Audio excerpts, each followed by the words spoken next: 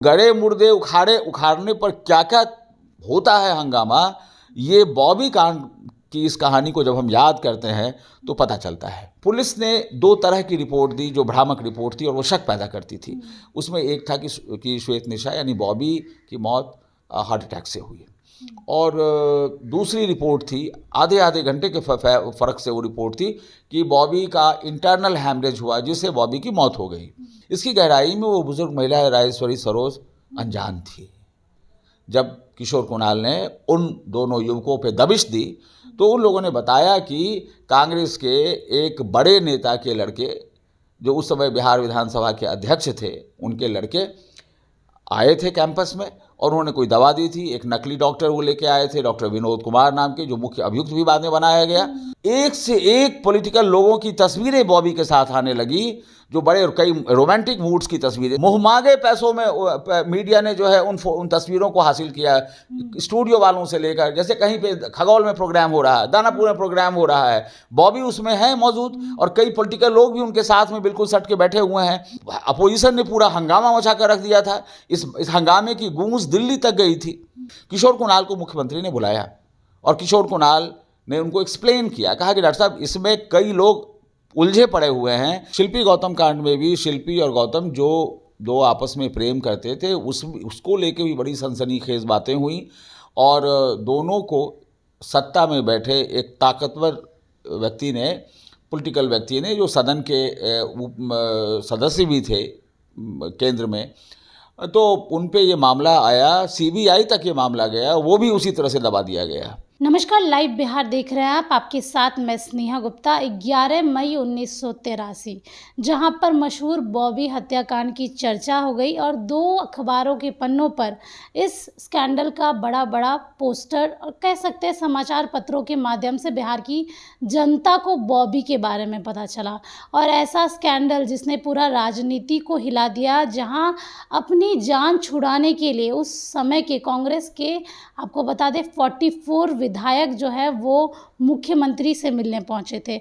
आखिरकार क्या है बॉबी स्कैंडल और किस तरीके से इतिहास के पन्नों में ये कहानी जो है वो दब के रह गई। हमारे साथ खास बातचीत करने के लिए विकास कुमार झा सर हैं, वरिष्ठ पत्रकार हैं, सीधे जुड़ेंगे। सर, आखिरकार क्या है बॉबी स्कैंडल? तकरीबन 4 दशक हो गए बॉबी कांड के, और अब जब पलट के 4 दशक पीछे देखते हैं तो वाकई अपने समय का वो बहुत ही सनसनीखेज सेक्स स्कैंडल था, जिसमें इस सूबे की सियासत के कई लोग उलझे हुए थे और जिनका पूरा पॉलिटिकल कैरियर बर्बाद हो जाता, या यूँ कहें कि हुआ भी। जैसा कि तुमने अपने इंट्रोडक्शन में खुद ही कहा है कि बहुत सारे विधायक, 40 से ऊपर विधायक जाकर चीफ मिनिस्टर, उस समय जगन्नाथ मिश्रा जी थे, उनसे जाकर मिले और कहा कि अगर इस पर कोई कार्रवाई आगे बढ़ेगी तो सरकार पे आपके खतरा हो सकता है। यानी बिहार के पूरे राजनीतिक वातावरण को बिल्कुल दहशत में ला दिया था बॉबी कांड ने। और आखिरकार, जैसा कि ज़्यादातर ऐसे संवेदनशील मामलों में होता है जिसमें बड़े रसूख वाले और रुतबे वाले लोग उलझे होते हैं, आमतौर पर उसे ज़मीन दोज़ कर दिया जाता है। बॉबी कांड का भी यही हश्र हुआ और बाद के वर्षों में भी जो बिहार में सेक्स स्कैंडल हुए, जो पॉलिटिकल बिल्कुल गलियारों से या यूँ कहें हरम से जुड़े हुए थे, वो जैसे कि शिल्पी गौतम कांड में भी शिल्पी और गौतम जो दो आपस में प्रेम करते थे उसको लेके भी बड़ी सनसनीखेज बातें हुई और दोनों को सत्ता में बैठे एक ताकतवर व्यक्ति ने, पॉलिटिकल व्यक्ति ने, जो सदन के सदस्य भी थे केंद्र में, तो उन पे ये मामला आया, सीबीआई तक ये मामला गया, वो भी उसी तरह से दबा दिया गया। इसी तरह बिहार में एक आईएएस होते थे बीबी विश्वास, उनकी पत्नी चंपा विश्वास 2 वर्षों तक एक कांग्रेस विधायक का बेटा उनके बीबी विश्वास की पत्नी चंपा विश्वास के साथ, उनकी माँ, उनके घर की नौकरानी, सबके साथ का दैहिक शोषण करता रहा और 2 साल तक ये चलता रहा मामला। लेकिन इसको लेकर जब बहुत हंगामा हुआ, बात खुली, तो बहुत जांच की प्रक्रिया चली, बहुत सी बातें हुई और फिर बीबी विश्वास, चंपा विश्वास कहाँ गए यह आज शायद ही किसी को पता हो।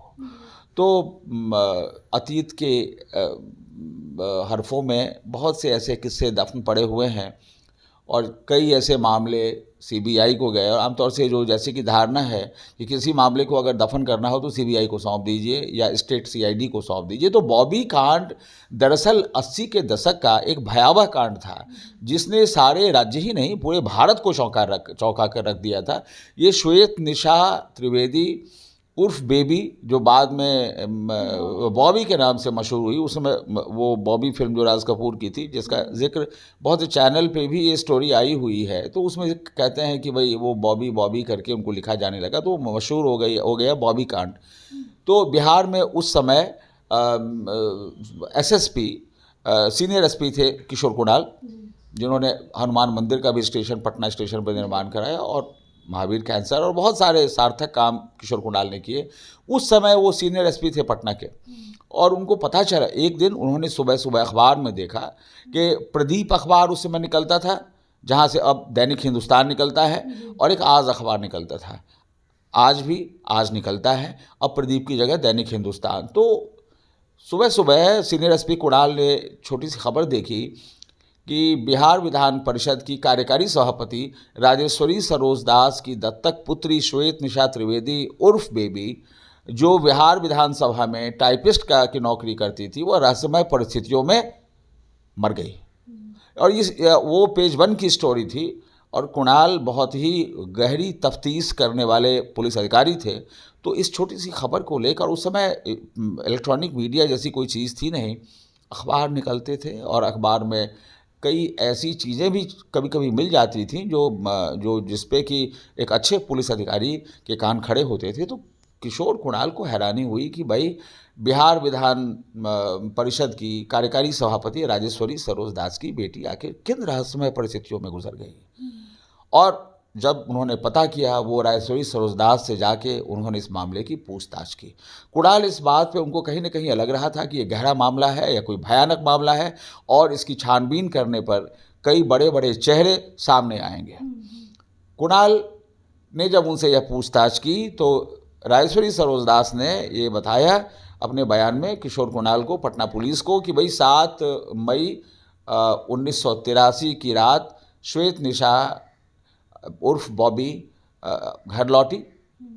बिहार विधान परिषद की कार्यकारी सभापति राजेश्वरी सरोज दास को सरकारी बंगला मिला हुआ था और वहीं जाहिर है कि उनकी दत्तक पुत्री होने के नाते श्वेत निशा यानी बॉबी रहती थी उनके साथ में। उसने आके बताया कि उसके पेट में बहुत दर्द हो रहा है और फिर उसको बहुत भारी उल्टियाँ हुई, कहते हैं उसे खून की उल्टी भी हुई और बाद में उसको पीएमसीएच में ले जाया गया, ट्रीटमेंट कराया गया। जब वहाँ से लौटी बॉबी रात में ही खत्म हो गई। पुलिस ने 2 तरह की रिपोर्ट दी जो भ्रामक रिपोर्ट थी और वो शक पैदा करती थी। उसमें एक था कि श्वेत निशा यानी बॉबी की मौत हार्ट अटैक से हुई और दूसरी रिपोर्ट थी, आधे घंटे के फ़र्क से वो रिपोर्ट थी कि बॉबी का इंटरनल हैमरेज हुआ जिससे बॉबी की मौत हो गई।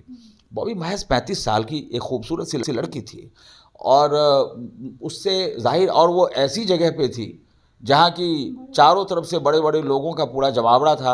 विधानसभा और विधान परिषद, ये इन दोनों का फासला कितना है तुम जानती हो, 10 कदम का फासला है, दोनों इमारतें अगल बगल में हैं।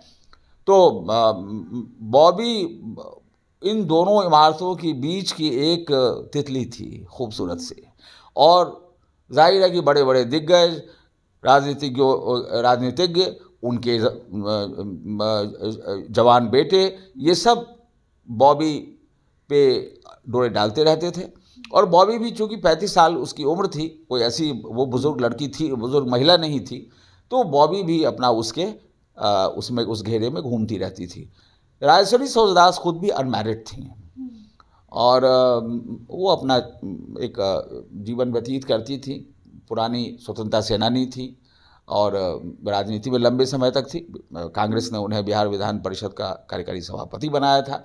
बहरहाल, तो राजेश्वरी सरोज दास ने जब बहुत कुरेदा किशोर कुणाल ने और बहुत इन्वेस्टिगेशन को गहराई पे वो ले गए, तो राजेश्वरी सरोज दास ने फिर बताया कि उनके आउट हाउस में 2 लड़के रहते थे जिनको रहने के लिए दिया था राजेश्वरी सरोज दास ने। तो बड़े रहम दिल वाली थी वो, बड़ी पायस थी राजेश्वरी सरोज दास। तो उन्होंने दिया था, तो उससे भी पूछताछ किशोर कुणाल ने की कि आखिर वो उन 2 लड़कों ने क्या देखा, पूरा माहौल क्या था, क्योंकि ये बुजुर्ग महिला थी, ये बहुत सी चीज़ों पे इनकी नज़र रह नहीं पाती थी राजेश्वरी सरोज की। ये तो पता था कि 7 मई की रात को बॉबी को उल्टियाँ हुई, देर रात गए जब वो लौटी तो उल्टियाँ हुई, फिर उसकी तबीयत ख़राब हुई, अस्पताल गई, यह सब तो सामने था। लेकिन उसकी अंतर्कथा क्या थी, पीछे क्या किस्सा चल रहा था, इसकी गहराई में वो बुजुर्ग महिला राजेश्वरी सरोज अनजान थी। जब किशोर कुणाल ने उन दोनों युवकों पे दबिश दी तो उन लोगों ने बताया कि कांग्रेस के एक बड़े नेता के लड़के, जो उस समय बिहार विधानसभा के अध्यक्ष थे, उनके लड़के आए थे कैंपस में और उन्होंने कोई दवा दी थी। एक नकली डॉक्टर वो लेके आए थे, डॉक्टर विनोद कुमार नाम के, जो मुख्य अभियुक्त भी बाद में बनाया गया, और दवा दी। उसके बाद वो दोनों चले गए और फिर बॉबी गुजर गई।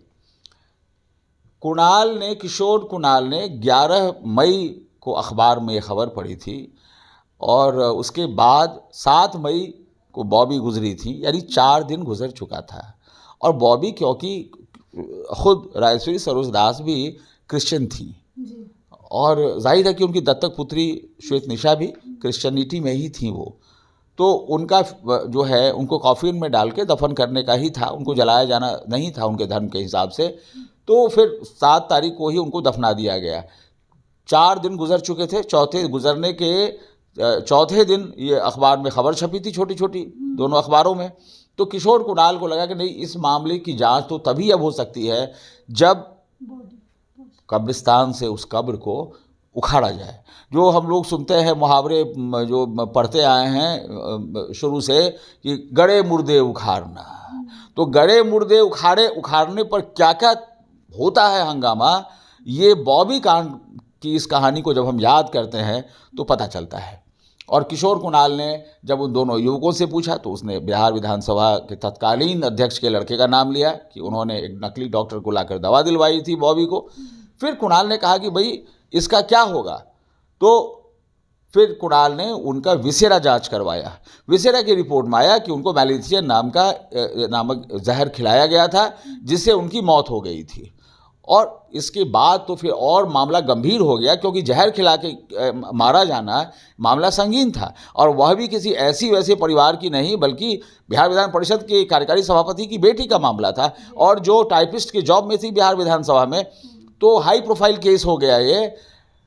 लेकिन उसके बाद भी ऐसे कई लोगों के नाम जुड़ने लगे उसमें, और पुलिस इस छानबीन में पड़ गई कि बॉबी के किससे किन किन लोगों से गहरे रिश्ते थे। तो ऐसे में एक से एक पॉलिटिकल लोगों की तस्वीरें बॉबी के साथ आने लगी, जो बड़े और कई रोमांटिक मूड्स की तस्वीरें। तो तस्वीरें, उसको कि मैं पत्रकारिता में उन दिनों काफ़ी सक्रिय था, तो हम लोगों ने देखा कि उस समय एक से एक दिग्गजों की तस्वीरें बॉबी के साथ थी, कॉम्प्रोमाइजिंग मूड में थी, ऐसे भी थी, बैठी हुई थी। तो अब उसमें जो लोग महज तस्वीरों में दिख रहे थे, हो सकता है वो बेगुनाह हों, लेकिन लपेटे में तो बहुत लोग आ रहे थे उसमें। तो आखिरकार ये मामला, तब कर्पूरी ठाकुर अपोजिशन लीडर थे।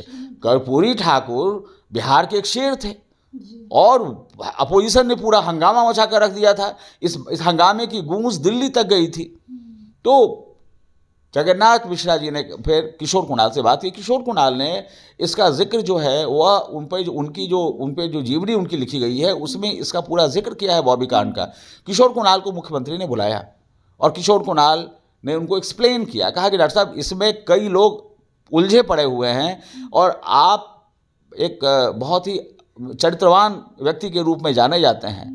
एक पॉलिटिकल आदमी बेदाग नहीं होता है, वो पैसों के मामले में उस पर दाग लग सकते हैं, बहुत तरह के हो सकते हैं। लेकिन किशोर कुणाल ने 2 टूक कहा कि आप चरित्रवान व्यक्ति की छवि है आपकी, तो इस मामले में आप हाथ न डालें और इसकी तफ्तीश चलने दें। किशोर कुणाल ने खुद भी एडमिट किया है कि उसके बाद जगन्नाथ मिश्रा ने उनको कुछ कहा नहीं, कोई दबाव नहीं दिया। लेकिन अंतःपुर में पर्दे के पीछे जो कार्रवाइयाँ चल रही थी उसका नतीजा ये, क्योंकि जगन्नाथ मिश्रा जी को भी शायद लगा होगा कि ये पुलिस ऑफिसर सुनने वाला नहीं है, और मामला और भड़केगा अगर इसको रोकेंगे तो। नतीजे में ये जो बैक स्टेज में जो किस्से चल रहे थे वो ये था कि इस मामले को हशप करने के लिए सीबीआई को दे दिया जाए, और सीबीआई को मामला दे दिया गया। सीबीआई ने अंततः जो है इसको आत्महत्या का प्रकरण करार करके 25 मई को सीबीआई को ये केस दे दिया गया, यानी 7 मई को मामला खुलता है और आखिरकार 25 मई को सीबीआई के कब्रिस्तान में इसे पहुंचा दिया जाता है। सीबीआई ने पूरी जांच करने के बाद, जो भी तथाकथित जांच थी करने के बाद, ये रिपोर्ट दी कि साहब इन्होंने आत्महत्या की। अब वो जो जहर पाया गया था विसेरा की जांच में, अब इसको तो साबित करना कठिन था। ये खुद बॉबी ने खाया था कि लोगों ने उसे खिलाया था, कि एक नकली डॉक्टर विनोद कुमार ने इसको खिलाया था। इस तरह से बॉबी कांड दफन हो गया और उखड़ी हुई लाश जो बॉबी की थी वो फिर कब्र में चली गई। सबसे बड़ा सवाल ये है कि इतनी तफ्तीश की किशोर कुलाल ने, और जब ये केस सीबीआई के पास चला गया, महज सुसाइड करके करार कर दिया गया। बिल्कुल, क्योंकि जब इस तरह के केसेस में जहाँ की बड़े बड़े लोगों के नाम जुड़ रहे हों, तो वो कब्रगाह है सीबीआई, जिसको सब जानते हैं। तो ऐसी स्थिति में, जैसे मैंने कहा कि ये गौतम शिल्पी हत्याकांड को ही आप लें, तो गौतम शिल्पी हत्याकांड में सारे सूबे में लोग जानते थे कि शिल्पी को का इस्तेमाल पॉलिटिकल लोग कर रहे थे, सदन के सदस्य, माननीय सदस्यगण कर रहे थे। तो ऐसे में मामला सीबीआई को गया, और हैरानी की बात है कि सीबीआई ने जो इस मामले में अभियुक्त के रूप में चर्चित थे, उनको नोटिस पे नोटिस दिया, लेकिन वह अभियुक्त एक बार भी सीबीआई के कॉल पे अटेंड करने नहीं गया, धता बताते हुए। तो ये तो हालत थी। और अंततः क्या हुआ, शिल्पी से गौतम प्यार करता था, वो एक डॉक्टर का बेटा था गौतम, और शिल्पी पटना के एक बड़े व्यवसायी, न्यू कमला स्टोर्स था उनका, तो उसमें उनकी वो बेटी थी, बड़ी सुंदर लड़की थी, प्यारी सी लड़की थी, कम उम्र थी उसकी। तो गौतम से वो प्यार करने लगी, लेकिन और गौतम का ताल्लुक था पॉलिटिकल लोगों से, जो उस समय के सत्ताधारी थे, उन लोगों से था। और उनकी नज़र, उन घड़ियालों की नज़र गौतम की जो यह प्रेमिका प्रेयसी थी शिल्पी, उस पर पड़ी, जो बहुत प्यारी सुंदर सी फूल सी लड़की थी। तो उन लोगों ने कहा कि इसको ट्रैप किया जाए, और शिल्पी के साथ में उसको जो है उसका दैहिक शोषण किया गया, रेप किया गया। और उसके बाद अंत में जब गौतम ने विद्रोह किया कि शिल्पी के साथ उन लोगों ने ऐसा क्यों किया है, अपने उन पॉलिटिकल दोस्तों से विद्रोह किया, बगावत की, तो हुआ कि नहीं, अब ये लड़का तो बगावत करके बयान देगा और शिल्पी भी बयान देगी। अंततः दोनों को गाड़ी में बंद करके और वो गैस से भर के उसको, और शिल्पी गौतम दोनों को मार डाला गया। सीबीआई तक ये भी मामला गया, लेकिन सीबीआई कुछ भी नहीं कर सकी, लाचार निरुपाय बैठी रही, क्योंकि उसमें जो सस्पेक्टेड लोग थे उनको सीबीआई नोटिस करती रही, और सीबीआई को बिल्कुल उन लोगों ने धता बताते हुए एक बार भी उन लोगों ने सीबीआई के पास पेश होने की ज़रूरत नहीं समझी। सर, जो बॉबी हत्याकांड में मुख्य आरोपी था, जिसपे सबसे बड़ा नाम जो सामने आया था, रघुवर झा जी, तो उनका क्या बयान था? आपने उस समय की पत्रकारिता, आप बोल रहे हैं सक्रिय पत्रकारिता में थे आप, तो क्या कुछ कहना था उस समय के दौर में? क्या सवाल जवाब किए गए थे उनसे? रघुवर झा से सवाल जवाब किया गया था। कौन कहेगा कि हाँ मैंने उनके साथ मेरे गलत रिश्ते थे, और मैं, कोई कहेगा, बड़ा से बड़ा अपराधी भी कहेगा, वो तो कहेगा मैं बेदाग हूँ। तो रघुवर झा ने कहा, जो मुझे याद है कि मैं उस समय था ही नहीं पटना में, मैं एक शादी अटेंड करने के लिए, एक विवाह के समारोह में बाहर गया हुआ था, और इसलिए जो है इस मामले से मेरा कोई ताल्लुक नहीं है। और उसको मान लिया गया, क्योंकि उसका तो पूरा रंगमंच तैयार कर दिया गया था कि इस बात को सच मान लिया जाए।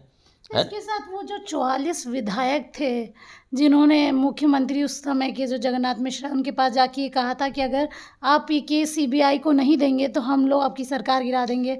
मैंने कहा ना कि ये तो घटना हो गई, और उन दो लड़कों ने जो सुश्री राजेश्वरी सरोजदास के बंगले में आउट हाउस में रहते थे, उन दोनों लड़कों ने रघुवर का नाम लिया था। तो नाम तो आ गया। उसके बाद ये ऐसी आग फैली कि प्रेस जो है, उस समय का प्रिंटिंग मीडिया था, तो प्रेस बिल्कुल डेस्परेटली जो है ढूंढने लगा कि किन किन लोगों की तस्वीरें हमें हासिल हो सकती हैं बॉबी के साथ में, क्योंकि बॉबी बिजली का एक नंगा तार थी। और बॉबी के साथ किसी की भी तस्वीर अगर मिलती तो वह निश्चित रूप से सवालों के घेरे में आता है। और मैंने खुद देखा है, मैंने उन तस्वीरों को, मेरे एक मित्र थे कृष्ण मुरारी किशन, जो बिहार प्रेस के एक बहुत बड़े फोटोग्राफर थे, तो कृष्ण मुरारी किशन ने कई स्टूडियो से भी फोटो हासिल किए जा करके, मुहमांगे पैसों में मीडिया ने जो है उन तस्वीरों को हासिल किया, स्टूडियो वालों से लेकर, जैसे कहीं पे खगौल में प्रोग्राम हो रहा है, दानापुर में प्रोग्राम हो रहा है, बॉबी उसमें है मौजूद और कई पॉलिटिकल लोग भी उनके साथ में बिल्कुल सट के बैठे हुए हैं। ऐसे बहुत सारी तस्वीरें हैं जिसमें 50 तस्वीरें थी। मैं ये नहीं कह रहा हूं कि उन 50 पॉलिटिशियन, एमएलए या अन्य विधायकों, सांसदों से बॉबी के गलत रिश्ते ही थे, लेकिन तस्वीरें भयानक थी। मतलब कि वो बैठे हुए हैं। अगर मान लीजिए किसी बड़े क्रिमिनल के साथ में आपका कोई मतलब नहीं, वो एक कॉमन मैन की तरह आपसे कोई दूसरा नाम बदल कर आया हो, लेकिन तस्वीर आपके साथ हो गई हो, तो कल आप भी शक के घेरे में आ सकते हैं कि भाई उनके साथ में ये क्यों बैठे हैं। तो उसमें 50 लोगों की तस्वीरें थी, कितने नाम गिनवाऊं। उन तस्वीरों को मैंने खुद देखा हुआ है, मेरे बड़े दोस्त थे कृष्ण मुरारी किशन, और हम लोग स्टोरी कर रहे थे उसके ऊपर में, और वो उसमें से कई तस्वीरें छपी, कई लोगों ने जो है मीडिया को धमकी दी, हाथ पांव जोड़ा, बहुत उसके पीछे खेल हुआ। फिर मीडिया का भी उसमें बराबरी को, उसमें इलेक्ट्रॉनिक मीडिया तो था नहीं, जो करना था प्रिंट मीडिया को ही करना था। तो अल्टीमेटली वो 50 लोग जिसका आप नाम ले रही हैं, 44 लोग या जितने भी थे, तो वो खुद उसमें तस्वीर में थे या उनका बेटा उस तस्वीर में था। तो जाहिर है कि बस जगजीवन राम का जो के बेटे का, सुरेश कुमार का जो सुरेश सुषमा कांड हुआ था, वो क्या था याद करो। इंदिरा जी के समय में सुरेश सुषमा कांड, जिसके बारे में कहते हैं कि जगजीवन राम प्रधानमंत्री बन जाते अगर सुरेश सुषमा कांड नहीं हुआ रहता, और अश्लील तस्वीरें सुषमा के साथ में सुरेश कुमार यानी जगजीवन बाबू के बेटे की जाहिर हुई थी, पब्लिक हो गई थी, और जगजीवन राम को बहुत ज़बरदस्त धक्का लगा था उनके पॉलिटिकल कैरियर को। तो अब तो वीडियोज़ आ गए हैं, बहुत सारे नेताओं के वीडियोज़ जो हैं वो जाहिर हुए। एनडी तिवारी जी का बेटा होने का दावा एक लड़का करके, वो लड़का गुजर भी गया, और एनडी तिवारी जी का जो है वो ब्लड टेस्ट पीछे सुई लेके डॉक्टर्स दौड़ रहे हैं, और तिवारी जैसे बड़े नेता भाग रहे हैं। तो अब तो वीडियोस का आ गया है। एक हमारे इलाके के सांसद थे, उनका वो जो है वो कुछ 2 लड़कियां गई और वो जर्नलिस्ट बन के, और बाद में उनके साथ खुद ही वो लिपटी, और उनको लगा कि इससे लिबर्टीज इन दोनों लड़कियों से ली जा सकती है, तो वो बिल्कुल नंगे होकर उससे खेल कूद करने लगे अपना। और ये दोनों लड़कियां जो हैं वो कैमरा, एक छोटा सा कैमरा लगा था और जिससे पूरा रिकॉर्ड कर लाई। उन सांसद महोदय का पूरा राजनीतिक कैरियर बर्बाद हो गया। तो कहना ये है कि वो आज इलेक्ट्रॉनिक मीडिया के युग में तो बाकायदे आप वीडियो हासिल कर सकते हो, उस समय प्रिंट मीडिया था, और 50 तस्वीरें अवेलेबल थी बॉबी के साथ। सर किन किन लोगों का नाम सामने आ रहा था 44 विधायकों में? कौन कौन से बड़े नाम थे उसमें मैं बता रहा हूँ ना कि कई ऐसे बड़े नाम थे, जो कोई विधानसभा अध्यक्ष थे, कोई कैबिनेट मिनिस्टर थे उस समय की कांग्रेस सरकार में, और उसमें से तब हाईकमान ने, क्योंकि वो लोग बहुत लाल निशान में आ चुके थे, और कांग्रेस आला कमान भी परेशान था कि ये मामला तो पूरी पार्टी के ऊपर में एक बड़ा धब्बा है। आखिरकार जो है उन लोगों को, कई लोगों को अगले इलेक्शन में, क्योंकि नज़दीक था चुनाव, तो उनका टिकट काट दिया गया, और उनको मतलब किसी दूसरे को, या जिनका बेटा उसमें नहीं उस दाग में आया था, उनके बेटे को टिकट दिया गया। इस तरह से जो कंट्रोवर्सी में आ गए थे, उनको कांग्रेस आलाकमान ने टिकट काटा उनका उस समय। तो ये कह सकते हैं ना कि पावर और पैसे की बदौलत आप कुछ भी कर सकते हैं। ये तो हमेशा हुआ है, ये तो हुआ ही है। समर्थ को नहीं दोष गुसाई, जो समर्थ हैं सत्ता से, पैसे से, उनको कोई दोष नहीं है, वो लहरा रहे हैं। लेकिन एक बात ज़रूर है, बॉबी कांड से लेके ये क्या कहते हैं गौतम शिल्पी कांड तक, यानी कि और या फिर चंपा विश्वास, एक सीनियर ब्यूरोक्रेट की पत्नी को बाकायदे रेगुलर 2 साल तक एक विधायक का लड़का रेप करता रहा।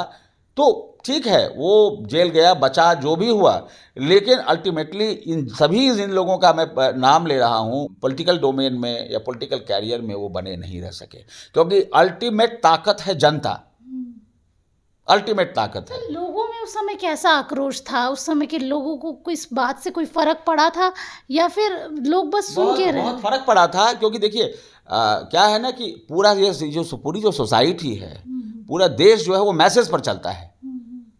तो मैसेज तो बहुत जोर से गया था ये, कि ये जो पावर में बैठे हुए लोग हैं, ये किस तरह से यौनाचार करते हैं, लोगों की इज्जतें लूटते हैं, और उसमें उनके लिए एक आईएएस अफसर की बीवी भी बड़ी नहीं है, उनकी भी असमत लूटी जा सकती है।